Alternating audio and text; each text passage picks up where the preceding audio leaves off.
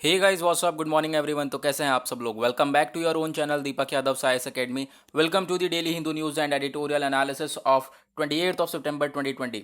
तो गाइज आज है तारीख 28 सितंबर 2020 और है मंडे। देखेंगे आज का the Hindu complete newspaper. The Hindu complete newspaper को एनालाइज करेंगे from the view point of UPSC and other various competitive exams.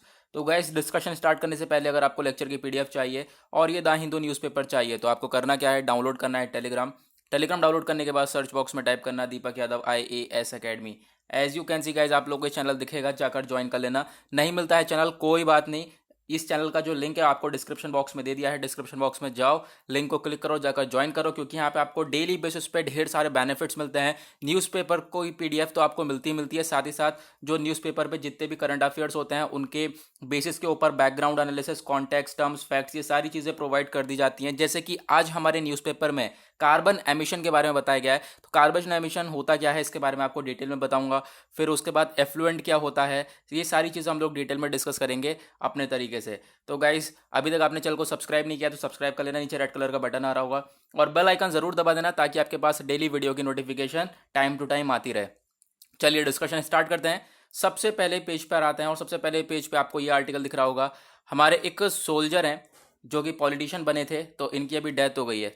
क्या नाम है इनका? जसवंत सिंह जी। इनकी अभी डेथ हो गई है, तो इसी वजह से ये न्यूज़ में है। 1938 में इनकी बर्थ एनिवर्सरी थी, अब यहाँ पर 2020 पे अब यहाँ इनकी जो है डेथ हो गई है। तो उसी वजह से पर्सनैलिटी न्यूज़ में है, तो इसको याद रखना। ये वनडे एग्जाम्स के पॉइंट ऑफ व्यू से काफ़ी ज़्यादा इंपॉर्टेंट हो सकता है ये आर्टिकल। चलो उसके बाद नेक्स्ट आर्टिकल हम लोग ये वाला देखेंगे। ये वाला आर्टिकल क्या बोलता है, इसमें काफ़ी सारी बातें आपको जानने को मिलेंगी। जैसे कि यहाँ पर बोला गया हर्षवर्धन साहब के द्वारा, जो कि हमारे यूनियन हेल्थ मिनिस्टर हैं, कि India is still far from herd immunity, यानी कि इंडिया जो है अभी भी हर्ड इम्यूनिटी से काफ़ी ज़्यादा दूर है। अब ये हर्ड इम्यूनिटी क्या होती है? हर्ड इम्यूनिटी यानी कि एक हम लोग क्रिएट करते हैं ऐसी इम्यूनिटी लोगों के अंदर ताकि जो वायरस है वो स्प्रेड ना हो सके, वो क्राउड में, भीड़ में जो है वो फैल ना सके। मैं आपको डिटेल में बताऊंगा अभी हर्ड इम्यूनिटी होती क्या है। मैं आपको एक ओवरव्यू दे रहा हूँ कि इंडिया अभी भी इस सिस्टम से दूर है, ठीक है। तो इसके बारे में बात करते हैं। चलो सबसे पहले हम लोग देखेंगे हर्ड इम्यूनिटी होती क्या है। तो ये जो टॉपिक है आपका हर्ड इम्यूनिटी, ये जनरल स्टडीज पेपर 3 में आएगा। साइंस एंड टेक्नोलॉजी के पॉइंट ऑफ व्यू से इंपॉर्टेंट है। हर्ड इम्यूनिटी की सिचुएशन कब आती है? ये इम्यूनिटी है when a large number of people, जब काफ़ी सारे लोगों को, एक भीड़ को हम लोग वैक्सीनेट कर देते हैं, एक भीड़ को हम लोग वैक्सीन दे देते हैं, ठीक है, अगेंस्ट अ डिजीज। मान लो आज के टाइम पे कोविड-19 चल रहा है, ठीक है, ये हमारा कोरोना वायरस है। तो इसके लिए हम लोगों ने पूरी भीड़ को, एक काफ़ी ज़्यादा, बहुत एकदम आप सब समझ सकते हो क्राउड है, तो हमने उसको वैक्सीनेटेड कर दिया, हमने उसको वैक्सीन दे दी सभी लोगों को। तो उससे क्या होगा, ये आपस में एक दूसरे को फैला सकेंगे। अगर किसी को हुआ तो वो एक दूसरे को फैला सकेगा? बिल्कुल नहीं। तो क्या होगा, ये जो चांसेस होते हैं इसमें इन्फेक्शन फैलने के, वो काफ़ी ज़्यादा लो हो जाते हैं, ठीक है। ये होती है हमारी हर्ड इम्यूनिटी।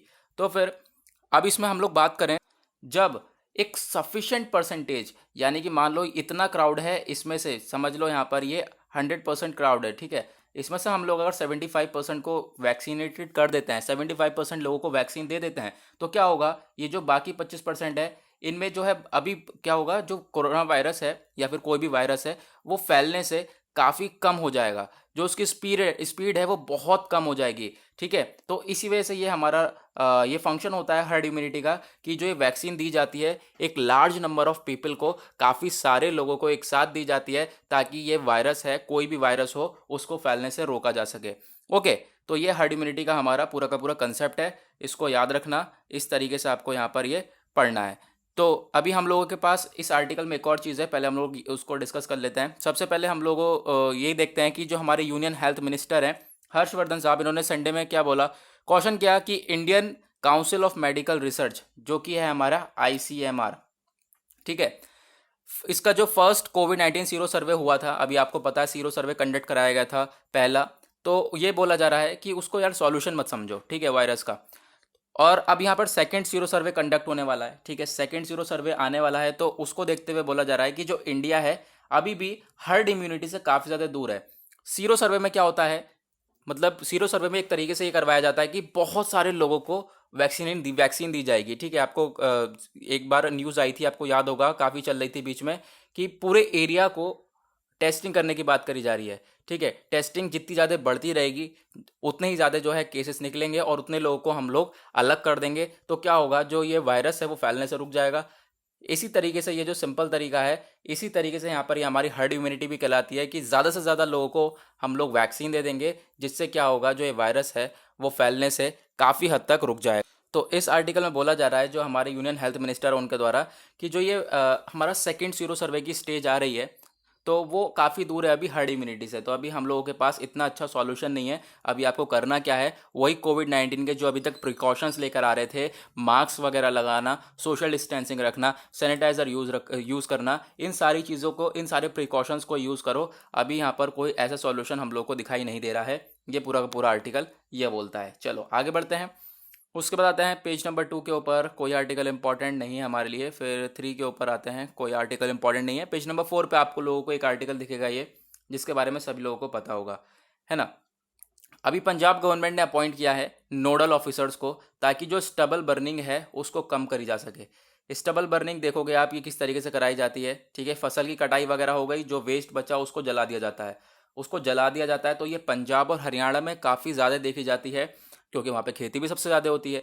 तो फसल कटाई के बाद जब ये इसको जलाया जाता है तो एयर पॉल्यूशन काफ़ी ज़्यादा देखा जाता है, जो इंडेक्स है वो काफ़ी ज़्यादा बढ़ता हुआ दिखाई देता है, और एयर पॉल्यूशन काफ़ी तेज़ी से, आप कह सकते हो बहुत तेज़ी से बढ़ जाता है। ठीक है, क्योंकि बहुत ज़्यादा यहाँ से ये स्मोक वगैरह, धुआं वगैरह निकलता है इससे। तो फिर इसको कम करने के लिए अभी पंजाब गवर्नमेंट ने अपॉइंट करा है नोडल ऑफिसर्स को। और साथ ही साथ अभी एक सॉल्यूशन भी निकाला था इसका, जो कि हमने कल भी डिस्कस किया था, कि जो ये हमारा स्टबल बर्निंग है, इसको रोकने के लिए हम लोग क्या कर सकते हैं, बायो डिकम्पोजर का इस्तेमाल कर सकते हैं। बायो डिकम्पोजर का अगर हम इस्तेमाल करें तो फिर ये जो स्टबल बर्निंग है ये कम हो सकती है। ये जो हम लोग जलाएंगे नहीं इसे, इसमें अगर हम डिकम्पोजर का इस्तेमाल करें तो ये सारा का सारा डिकम्पोज हो जाएगा। ये सारा का सारा जो है, ये डिकम्पोज होने के बाद जो एनवायरनमेंट है, पर्यावरण है, उस पर नुकसान नहीं पहुंचाएगा। ठीक है, तो अभी यहाँ पर हम लोग क्या करते हैं, जला देते हैं। लेकिन अगर हम बायो डिकम्पोजर का इस्तेमाल करेंगे, जैसे कि अभी आप ये देख सकते हो, अभी मैंने बहुत सारे क्वेश्चंस रिसीव करे कि बायो डिकम्पोजर क्या होता है, बायो डिकम्पोजर क्या होता है। आप देख लो, ये इस तरीके के यहाँ पे आता है।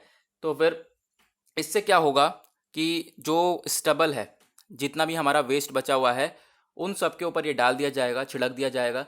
तो क्या होगा, वो सब डिकम्पोज हो जाएंगे। जब डिकम्पोज हो जाएंगे तो फिर उससे जो हमारा एनवायरनमेंट है उसके ऊपर कोई नुकसान नहीं पहुंचेगा। अब यहाँ पर इसके अंदर क्या क्या होता है ये देख लो। कंटेनिंग स्ट्रेन्स ऑफ डिकम्पोजिंग, इसमें बैक्टीरिया होता है, फंगस होता है, जो कि डिकम्पोज कर देता है किसी भी चीज़ को, जैसे कि रॉ मटेरियल हो गया। क्रॉप स्टबल के लिए काफ़ी ज़्यादा इस्तेमाल करा जाता है ये। ठीक है, 60 दिन के अंदर यहाँ पर जो है इसको डिकम्पोज कर देता है। मतलब कि आपने क्रॉप्स वगैरह की जो स्टबल है वो सबको अगर डाल रखा है, उसे अगर जलाओ ना, अगर उसके ऊपर ये आप ये जो हमारा डिकम्पोजर है इसको डाल दो, तो क्या होगा कि जो वो है स्टबल है वो सबका सब डिकम्पोज हो जाएगा, और आपको जलाना भी नहीं पड़ेगा। एयर पॉल्यूशन भी नहीं होगा, यानी कि एनवायरनमेंट का नुकसान भी नहीं पहुंचेगा, आपका सारा काम भी हो जाएगा। तो एक सॉल्यूशन हमारा ये है। अगर आपसे क्वेश्चन पूछा जाए कि सॉल्यूशन स्टबल बर्निंग का, तो आप ये ज़रूर लिखना, bio decomposer is the one of the solution of the stubble burning. आगे बढ़ते हैं, उसके बाद आते हैं पेज नंबर 6 के ऊपर, दैट इज एडिटोरियल। एडिटोरियल होता है हमारे यूपीएससी के पॉइंट ऑफ व्यू से इंपॉर्टेंट, डिस्कस करेंगे अपने तरीके से, और अब बढ़िया एडिटोरियल है आज के। तो ये वाला एडिटोरियल जो है, इसमें आपको काफ़ी सारी बातें जानने को मिलेगी। जो भी मेरे भाई इकोनॉमी जिनकी कमज़ोर है, ठीक है, इकोनॉमी मैं आज समझाऊंगा काफ़ी सारे कंसेप्ट्स इकोनॉमी के, तो ध्यान से समझना उन कंसेप्ट्स को। इसमें हम लोग जानेंगे जीडीपी क्या है, सीपीआई क्या है, कंज्यूमर प्राइस इंडेक्स क्या है ना, और फिस्कल डेफिसिट क्या है। ये सारी बातें मैं आपको अच्छी तरीके से समझा दूंगा, आपको समझ में आ जाएगी डेफिनेटली। ओके, फिर उसके बाद ये वाला आर्टिकल देखेंगे, मेडिकल एजुकेशन के बारे में बात करी जा रही है। ठीक है, कि मेडिकल एजुकेशन में इक्वालिटी नहीं है, काफ़ी ज़्यादा प्राइवेट, जो हमारे प्राइवेट इंस्टीट्यूशन हैं, प्राइवेट कॉलेजेस वगैरह, उनकी फ़ीस काफ़ी ज़्यादा है। अगर गवर्नमेंट कॉलेजेस हैं तो वहाँ पर पढ़ाई अच्छी नहीं है, उसको डिस्कस करेंगे। उसके बाद नेक्स्ट आर्टिकल आप लोग को ये दिख रहा होगा, ये वोडाफोन वाला केस है। ठीक है, इस वोडाफोन केस को मैं आपको बताऊंगा, और आप इसको किस तरीके से आंसर में लिख सकते हैं अगर आपसे पूछा जाए, वो सारी चीज़ें ही मैं आपको बताऊंगा। ठीक है, उसके बाद नेक्स्ट आर्टिकल आप लोग को यहाँ पे ये दिखेगा सुप्रीम कोर्ट के बारे में। सुप्रीम कोर्ट के कुछ फेलियर्स हैं, उसके बारे में बात करेंगे। जो चीफ जस्टिस हैं वो अपना सही से रोल प्ले नहीं कर रहे हैं, तो उसके बारे में हम लोग देखेंगे कि क्या क्या यहाँ पर सिचुएशन है। जो ये लोग चीफ जस्टिस क्या करते हैं, एग्जीक्यूटिव के पक्ष में सारा का सारा जो है, आप कह सकते हो एग्जीक्यूटिव के फेवर में जो है सारा केस का जो रिजल्ट कह सकते हो वो चला जाता है। तो वो क्या क्या सिस्टम है उसका मैं आपको बताऊंगा। और लास्ट में हम लोग कार्बन एमिशन के बारे में देखेंगे। ये भी जो है हमारा एयर पॉल्यूशन से ही रिलेटेड है। कार्बन एमिशन जो है काफ़ी ज़्यादा देखा जाता है इंडिया में, चाइना में, तो इसको कैसे यहाँ पर कर्व करा जा सके इसको भी हम लोग देखेंगे, कैसे कम कर सकते हैं हम लोग। ओके, चलो फिर सबसे पहले हम लोग आर्टिकल देखेंगे अपना, growth compulsion and fiscal arithmetic. इसमें काफ़ी सारी चीज़ें देखने को मिलेंगी। बात क्या है पूरे आर्टिकल की, जो इंडिया है, ठीक है, इंडिया है, अभी इंडिया की जो जीडीपी ग्रोथ है वो काफ़ी तेज़ी से डाउन हो चुकी है। ठीक है, जो जीडीपी ग्रोथ है वो इस समय -23.9 पहुंच चुकी है, जो कि बहुत बुरी हालत मानी जा सकती है। और आप कह सकते हो अर्थव्यवस्था की बुरी हालत हो चुकी है। क्यों हो चुकी है आपको पता है, कोरोना वायरस है। कोरोना वायरस की वजह से जो है सब कुछ डाउन चला गया, सारी इंडस्ट्रीज़ वगैरह सब बंद हो गई, उसकी वजह से जो यहाँ पे जीडीपी भी हमारी डाउन हो गई। लेकिन अगर आप यहाँ ये कहो कि कोरोना वायरस के बाद हमारी जीडीपी डाउन हुई है, तो ऐसा नहीं है यार, क्योंकि जीडीपी हमारी बहुत पहले से डाउन चल रही है। ठीक है, जीडीपी हमारी और हमारा जो इंडिया है, इंडिया की जो आप जीडीपी कह सकते हो, जो इकोनॉमिक ग्रोथ है वो बहुत पहले से, कोरोना वायरस के आने से पहले, इस वायरस के आने से पहले ही यही सिचुएशन चल रही है। ठीक है, उसके बाद कोरोना वायरस के एंट्री के बाद जो है और बुरी हालत हो गई है, ये कह सकते हो आप लोग। ठीक है, अब इसमें हम लोग बात करें, जो इंडिया की जीडीपी ग्रोथ है वो -23.9% हो चुकी है। अब इकोनॉमी का एक कंसेप्ट है, ठीक है, इकोनॉमी में आप ये याद रखना, यहाँ पे बोला जा रहा है जीडीपी ग्रोथ। जीडीपी ग्रोथ कितनी है? -23.9%। ठीक है, जीडीपी ग्रोथ -23.9%, मतलब कि ये तो जीडीपी डिक्लाइन हो गया, इसे जीडीपी ग्रोथ की बजाय डिक्लाइन करना चाहिए था, लेकिन ऐसा नहीं है। देखो, जीडीपी के साथ हमारा ग्रोथ ही आता है, क्योंकि जीडीपी ग्रो करती है तो जीडीपी के साथ ग्रोथ ही आता है। ये ज़रूर याद रखना, ये इकोनॉमी का कंसेप्ट है। अगर आप जीडीपी के साथ ग्रोथ नहीं लगाओगे, ग्रोथ चाहे वो माइनस में हो, आप कह सकते हो जीडीपी की ग्रोथ है वो डिक्लाइन हो चुकी है, जीडीपी की ग्रोथ है वो डिक्लाइन हो चुकी है, ये याद रखना। लेकिन ये नहीं कह सकते आप जीडीपी डिक्लाइन हो चुकी है। ठीक है, तो याद रखना, ग्रोथ वर्ड लगाना बिल्कुल मत भूलना, ये इकोनॉमी का कंसेप्ट है, इसको याद रखना। ठीक है, तो जो अभी ग्रोथ है जीडीपी की वो काफ़ी ज़्यादा डिक्लाइन हो चुकी है 23.9% तक। उसके बाद देखें जो 2020 और 21 का यहाँ पे रियल जीडीपी ग्रोथ देखें इंडिया की, फोरकास्ट करें तो वो -5.8% सर्वे के द्वारा बताया गया, फिर दूसरे सर्वे के द्वारा 14.8%। हर तरीके से जो है डाउन ही दिखा रहा है ये। अगर हम बात करें अब यहाँ पे आपके लिए सबसे पहले क्या चीज़ इंपॉर्टेंट हो सकती है, सबसे पहले आप जान लो यार ये जीडीपी क्या होती है मेरे दोस्त। इकोनॉमी पढ़नी है तो फिर जीडीपी तो सबसे बड़ा रोल है, अगर जीडीपी नहीं पढ़ी तो इकोनॉमी में क्या पढ़ा, तो चलो हम लोग डिस्कस। चलो जीडीपी क्या है, सबसे पहले भाई जीडीपी की फुल फॉर्म जान लो, gross domestic product. Gross domestic product, domestic क्या है, ग्रॉस क्या है, प्रोडक्ट क्या है, सब पता चलेगा। देखो क्या है, ये एक मॉनेटरी वैल्यू है of all finished goods and services made with in a country, with in a country. ठीक है, यानी कि मान लो ये हो गया हमारा प्यारा भारत। मुझे भाई आर्ट आती नहीं है, तो मैं फ़िलहाल इस तरीके से ऐसे ही, आज मैंने ज़िंदगी में पहली बार कुछ ड्राइंग सही से करी है फिर भी चलो, अब यहाँ पे क्या होगा मैं आपको ये इसमें आपके थ्रू दिखाता हूँ कि जो है इंडिया के बाउंड्रीज के अंदर जितने भी गुड्स एंड सर्विसेज प्रोड्यूस होंगे, जितने भी फिनिश्ड गुड्स, यानी पूरी तरह से जितने भी finished goods and services produce होंगे, उन सब का अगर हम देखें काउंट करके, वो सब काउंट होती है ग्रॉस डोमेस्टिक प्रोडक्ट में। अगर ये फिनिश्ड गुड्स एंड सर्विसेज, जितने भी गुड्स एंड सर्विसेज है पूरे इंडिया के अंदर में, वो पहले के हिसाब से, पिछले साल के हिसाब से ज़्यादा हैं, अब की बार ज़्यादा सर्विसेज जनरेट हुई हैं, ज़्यादा गुड्स हमने जनरेट करे हैं, तो फिर जीडीपी ग्रो हो गई। अगर हम पिछले के मुताबिक देखें, पिछले साल के मुताबिक कि भाई अब की बार सर्विसेज भी कम हैं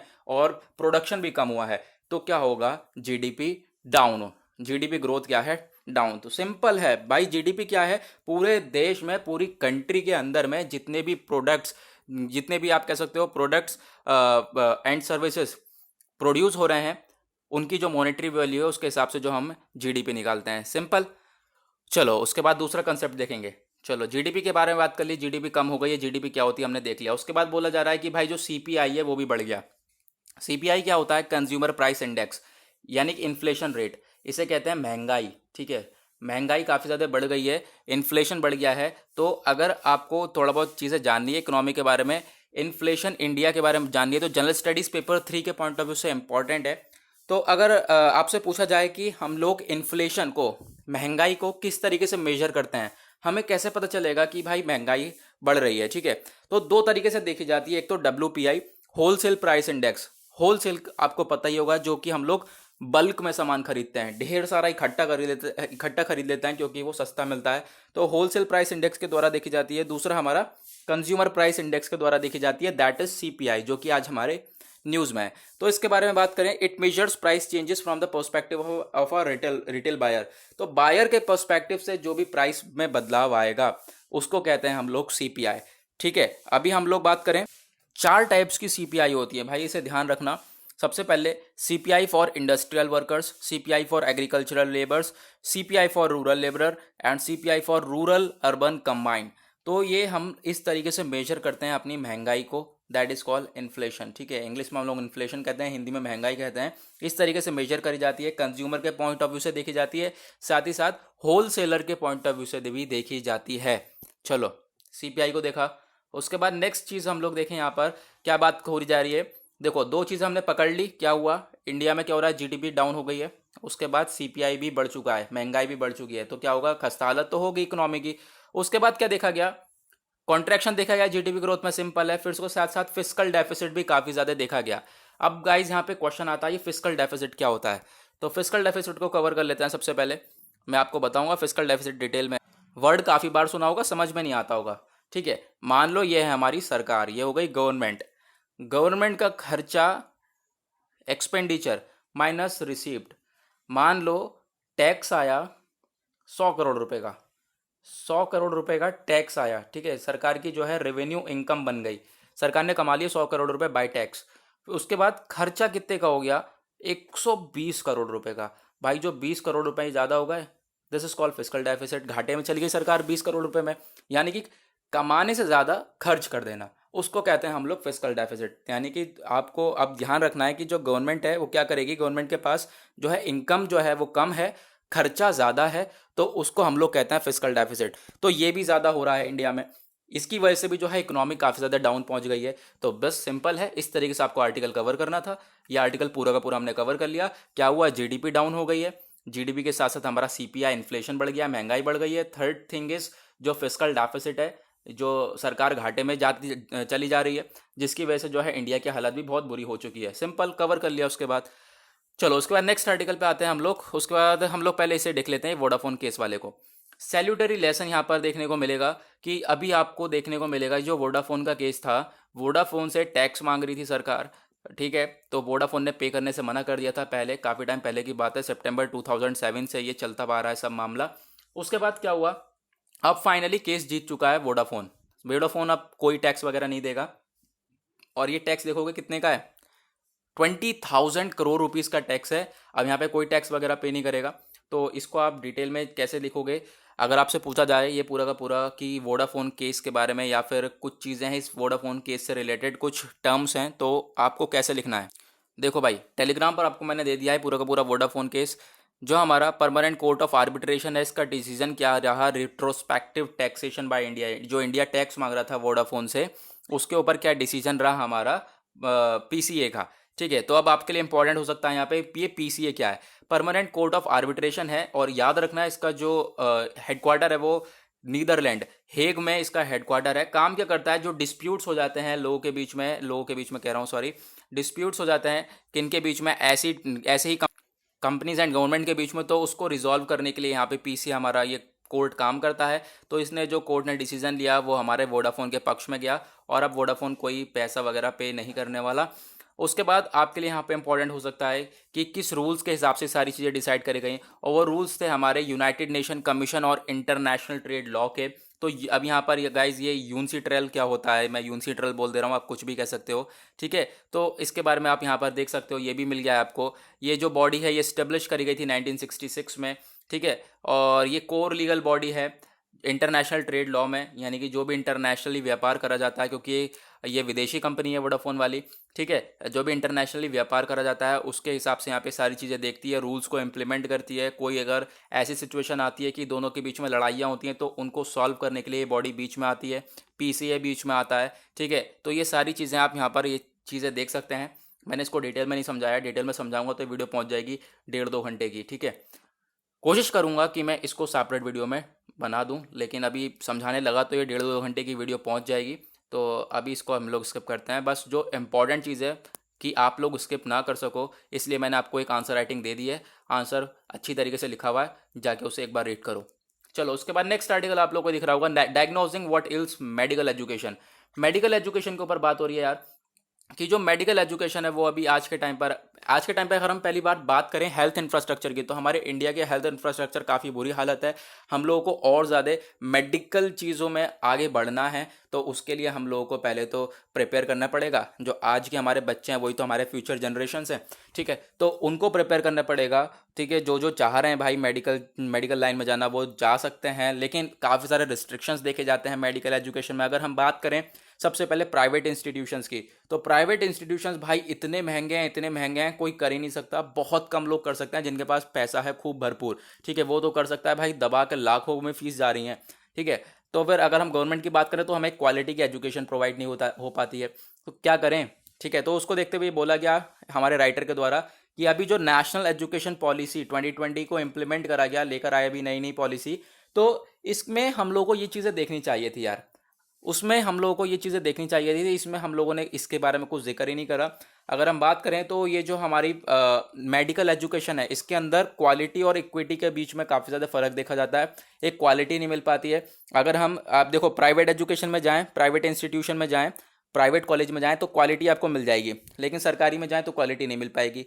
इक्वालिटी की बात करें तो सरकारी में आपको इक्वालिटी मिल जाएगी, सस्ते में आपका एडमिशन हो जाएगा, लेकिन प्राइवेट एजुकेशन में भाई बहुत पैसा चाहिए, लाखों में पैसा चाहिए, तब आपका मेडिकल एजुकेशन के लिए पैसा, तब आपके लिए मेडिकल लाइन में एजुकेशन में तो आप एडमिशन ले सकते हैं। तो ये सारी बातें बोली गई कि ये काफ़ी सारे डिफरेंस देखे जा रहे हैं मेडिकल एजुकेशन को लेकर। प्राइवेट एंटिटीज़ के बारे में बात करी तो एक सप्लीमेंट है गवर्नमेंट एफर्ट्स का, लेकिन जो गवर्नमेंट है वो नॉट फॉर प्रॉफिट है। गवर्नमेंट जो है उसकी एडमिशन, गवर्नमेंट कॉलेजेस की एडमिशन कम है, लेकिन प्राइवेट एजुकेशन की इंस्टीट्यूशंस की जो है कह सकते हो फीस जो है वो काफ़ी ज़्यादा है, जो कि काफ़ी कम लोग पे कर पाते हैं। और खासकर मेडिकल एजुकेशन की बात करें, अगर आपको एमबीबीएस वगैरह करना है तो उसके लिए काफ़ी ज़्यादा हाई कॉस्ट पे करनी पड़ती है। क्वालिटी वो भी आपको एक अच्छी तरीके की क्वालिटी एजुकेशन मिल भी नहीं पाती है, ठीक है। वो एक टाइम था जब क्वालिटी एजुकेशन मिलती थी, अब यहाँ पर क्वालिटी एजुकेशन नहीं मिल पाती है। सारा जो है यार एजुकेशन जो है एक तरीके से जो है सब प्रॉफिट बिजनेस में चला जा रहा है, प्रॉफिट के लिए सब काम कर रहे हैं यार, इस तरीके से आप कह सकते हो बिजनेस में चला जा रहा है, पूरा का पूरा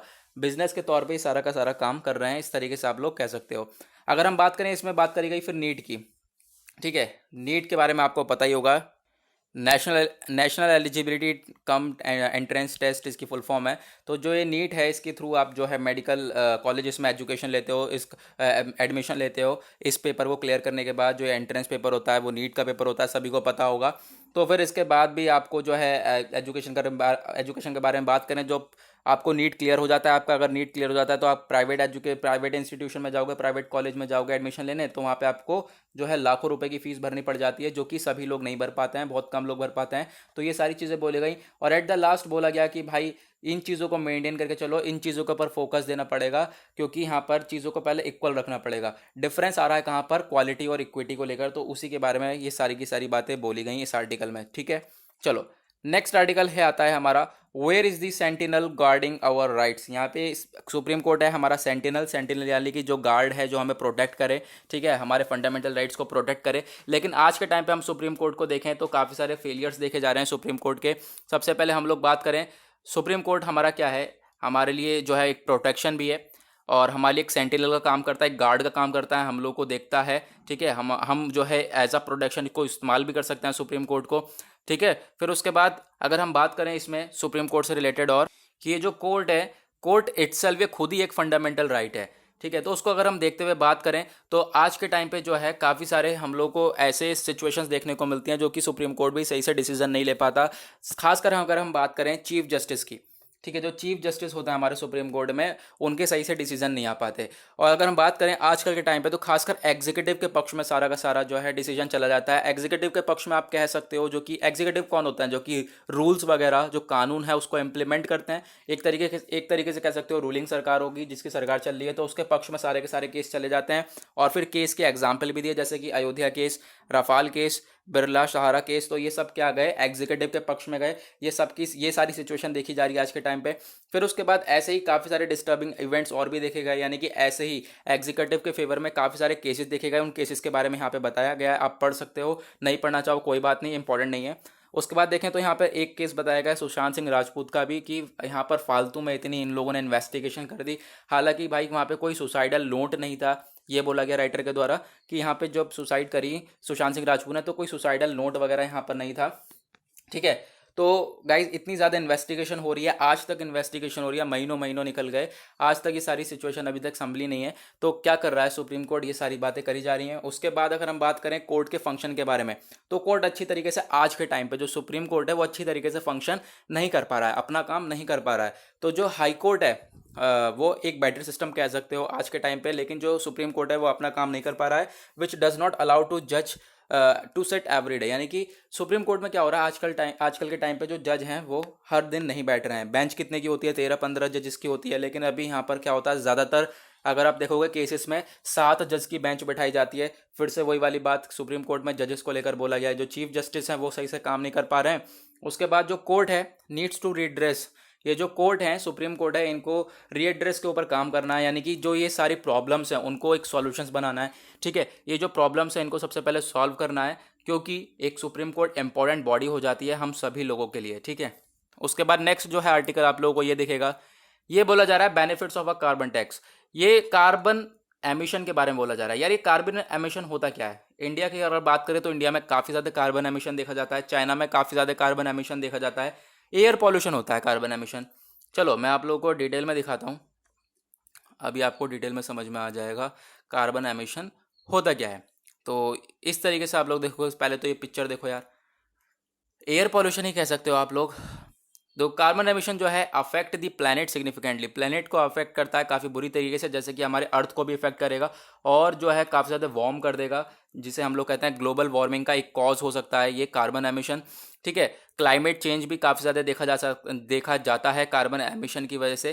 क्या होता है, जो कार्बन डाइऑक्साइड है, कार्बन डाइऑक्साइड जो गैस है ये रिलीज हो जाती है एटमॉस्फेयर में जब कोई फॉसिल फ्यूल जैसे कि कोयला हो गया या नेचुरल गैस हो गई या कोई ऑयल हो गया, उसको हम जलाते हैं या कोई हम प्रोडक्शन करते हैं किसी चीज़ का, या कोयले को जलाकर किसी चीज़ को हम प्रोड्यूस कर रहे हैं, तो फिर उससे जो निकला हुआ धुआं, चिमनियों से जो निकला हुआ धुआं, उस फैक्ट्री से निकला हुआ धुआं वो काफ़ी ज़्यादा पॉल्यूटेड कर देता है हमारी एयर को, जो हवा को काफ़ी ज़्यादा पॉल्यूट कर देता है, जिसको हम लोग कहते हैं कार्बन एमिशन। ठीक है, अब ये कार्बन एमिशन देखा जाता है इंडिया में काफ़ी ज़्यादा, आप जाओगे मुंबई साइड या फिर कहीं भी इंडस्ट्रियल एरियाज़ में जाओगे तो काफ़ी ज़्यादा कार्बन एमिशन देखा जाता है।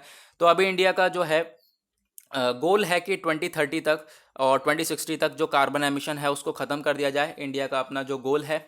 ठीक है, उसके बाद यहाँ पे बोला जा रहा है जो दिल्ली है, दिल्ली पे आज जाकर देख लोगे कितनी गर्मी है, क्योंकि वहाँ पर इंडस्ट्रियल एरिया है दिल्ली और वहाँ पे भी काफ़ी ज़्यादा कार्बन एमिशन देखा जाता है।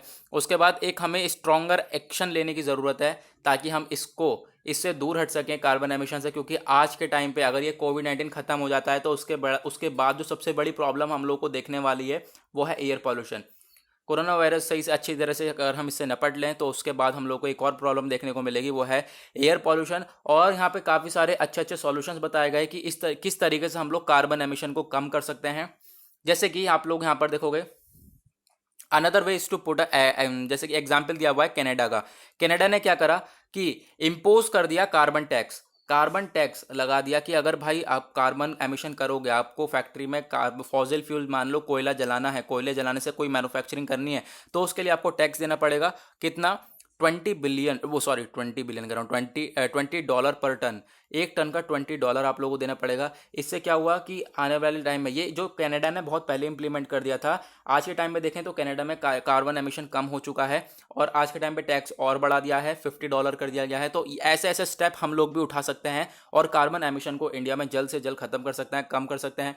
और जब ये कार्बन एमिशन खत्म हो जाएगा तो ऑब्वियस सी बात है एयर क्वालिटी भी हमारी इंप्रूव होगी। और उसके बाद यहाँ पे एक और टर्म थी यार, मुझे अचानक से याद आया, क्या है कि pricing the carbon content of domestic production and imports will curb health effluents. यहाँ पे एक और वर्ड आ जाता है यार, एफ्लुएंट्स क्या होता है। अगर हम लोग कार्बन एमिशन को कम कर देते हैं, यानी कि ये जो कार्बन एमिशन है इसको अगर हम कम कर देते हैं, अगर हम कोयला वगैरह का इस्तेमाल कम करते हैं, तो फिर क्या होगा, ये जो फैक्ट्रियों से गंदा पानी निकला हुआ, ये निकलता हुआ गंदा पानी जो हमारे नदियों वगैरह में मिल जाता है, ये भी कम हो जाएगा। तो ये जो गंदा पानी है इसे हम लोग कहते हैं एफ्लुएंट, याद रखना। ठीक है, उसके बाद हम लोग बात करते हैं लास्ट में कि जो कार्बन टैरिफ है हम लोग इम्पोज कर सकते हैं। मान लो इंडिया काफ़ी सारी चीज़ें इंपोर्ट करता है, अगर इंडिया इंपोर्ट करता है तो उस पर टैरिफ लगा सकता है। अब ये टैरिफ किसके द्वारा लगाया जाता है, मान लो ये इंडिया है, ठीक है, ये हो गया कनाडा, ये कनाडा कुछ इंपोर्ट कर रहा है, एक्सपोर्ट कर रहा है यहाँ पर, और इंडिया जो है इंपोर्ट कर रहा है, तो इंपोर्ट करने वाली कंट्री टैरिफ लगा सकती है इस चीज़ के ऊपर। ठीक है, तो मतलब ये बोला जा रहा है कि अगर कोई भी ऐसी चीज़ जो कि यहाँ पे कार्बन एमिशन का सोर्स हो सकती है, कार्बन एमिशन कर सकती है, जिसकी वजह से एयर पॉल्यूशन हो सकता है, वो इंपोर्ट हो रही है कंट्री में, तो उसके ऊपर टैरिफ लगा दिया जाए तो अपने आप ही वो डाउन हो जाएगी, वो अपने आप ही कम हो जाएगी। तो एक सॉल्यूशन हमारा ये भी हो सकता है। ये सारे सॉल्यूशन बोले गए। चलो उसके बाद चलते हैं आगे पेज नंबर 8 के ऊपर। आज का लेक्चर हो गया लंबा यार। पेज नंबर 8 पर आपको लोगों को आर्टिकल दिखेगा। ठीक है, पेज नंबर 8 पे आप लोगों को क्वेश्चन यही जो आ गया सीबीआई। ठीक है, फिर से वही क्वेश्चन आ गया। क्या करूं मैं, न्यूज़पेपर में यही आ रहा है तो हम लोग यही पूछ रहे हैं यार। सीबीआई बता दो यार, कोई बात नहीं, बता दो। चलो सीबीआई के बाद यहाँ पे आर्टिकल आप लोगों को ये दिख रहा होगा सैंडलवुड के बारे में। ठीक है, अभी सैंडलवुड फॉरेस्ट जो चंदन की लकड़ी कहते हैं, तो इस जो सैंडलवुड फॉरेस्ट है इसको काफ़ी ज़्यादा खतरा पहुंच रहा है। किस चीज़ से लेकर, एक डिजीज़ फैल रही है इसके अंदर, उसका नाम है, नाम तो बताया ही नहीं है इस आर्टिकल में। अबे हाँ यार, इसका आर्टिकल में उस डिजीज़ का नाम बताया ही नहीं है, बस क्या बोला है, एसएसडी, सैंडलवुड स्पाइक डिजीज़ यहाँ पे कर्नाटक में फैल रही है। और जो ये सैंडलवुड है, चंदन की लकड़ी है इसके अंदर में। ठीक है, तो जो कि बर्बाद कर देगी इस लकड़ी को, तो हम लोग को सॉल्यूशन चाहिए जल्द से जल्द। आगे बढ़ते हैं, पेज नंबर 9 10 कोई आर्टिकल नहीं है। 10 पे हम लोगों के पास नीचे आर्टिकल आ जाता है ये, इंडिया जापान ने मिलकर, अभी आपको पता है मैंने डेली करंट अफेयर की वीडियो में जो सुबह 5 बजे वाली वीडियो उसमें कवर किया है, जेमेक्स 2020 एक्सरसाइज को कंडक्ट कराया। ठीक है, इस तरीके से जो एक्सरसाइज कंडक्ट कराई गई, नेवल एक्सरसाइज, जो कि कहाँ पे कराई गई, इंडियन ओशन रीजन में। ठीक है, क्यों कराया गया ये एक्सरसाइज, क्यों कंडक्ट कराई गई, क्योंकि एक सिक्योरिटी को मेंटेन करा जा सके, तो इसी वजह से ये काम करा गया। 26 सितंबर से 28 सितंबर तक एक्सरसाइज कंडक्ट कराई गई। आज 28 सितंबर है, आज आखिरी दिन है, आज आखिरी दिन ये एक्सरसाइज कंडक्ट कराई जाएगी। आपसे क्वेश्चन पूछा जा सकता है कि इंडिया जापान के बीच में कौन सी जो है एक्सरसाइज को कंडक्ट कराया गया है।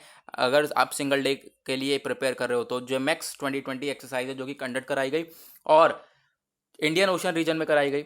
ठीक है, ये सारी बातें आप जान सकते हो। और इन दोनों से, इस एक्सरसाइज से क्या फ़ायदा हो सकता है आपसे पूछा जा सकता है, क्या होगा, इन दोनों के रिलेशन और ज़्यादा अच्छे हो सकते हैं, इन दोनों के बीच में जो है फ्रेंडशिप और ज़्यादा बढ़ सकती है। ठीक है, उसके बाद आगे बढ़ते हैं भाई, चलते हैं पेज नंबर 13 के ऊपर, अपने वर्ल्ड पेज के ऊपर। वर्ल्ड से रिलेटेड इंटरनेशनल न्यूज़ पढ़ेंगे। क्लैशेस हो रहे हैं अर्मेनिया और अजरबैजान में। अजरबैजान और अर्मेनिया दोनों आसपास की कंट्री हैं। अर्मेनिया जो कि जहाँ पर क्रिश्चियन काफ़ी ज़्यादा हैं, क्रिश्चियन 30 लाख के आसपास हैं। और अजरबैजान जो कि यहाँ पे मुस्लिम्स हैं 1 करोड़ के, 1.5 करोड़ के आसपास। ठीक है, 1.5 करोड़ के आसपास जो है मुस्लिम्स हैं। तो इनके बीच में आपस में काफ़ी ज़्यादा लड़ाइयाँ देखने को मिल रही हैं। कोई रिलीजन से रिलेटेड यहाँ पर इशू हो चुका है, तो इससे रिलेटेड काफ़ी ज़्यादा डिस्प्यूट देखने को मिला है। कल काफ़ी ज़्यादा गोलियाँ वोलियाँ चलती हुई दिखाई दी हैं, अटैक्स दिखाई दिए हैं, तो उसके बारे में बताया गया है। ओके, तो कर लिया है हमने कवर आज का अपना द हिंदू न्यूज़पेपर को। द हिंदू न्यूज़पेपर को कंप्लीट एनालाइज कर लिया है। वीडियो बढ़िया लगी हो तो ज़रूर लाइक करें, और अपने कमेंट करके कोई क्वेश्चन हो तो पूछ सकते हैं। और सीबीआई के बारे में ज़रूर बताएं भाई, सीबीआई अकेला आया है न्यूज़पेपर में, तो उसके लिए आज एक ही क्वेश्चन आपके लिए ज़रूर बताएं उसे। तो गाइज आज के लिए बस इतना ही, मिलेंगे आप लोगों से कल। आज के लिए bye bye, have a nice day.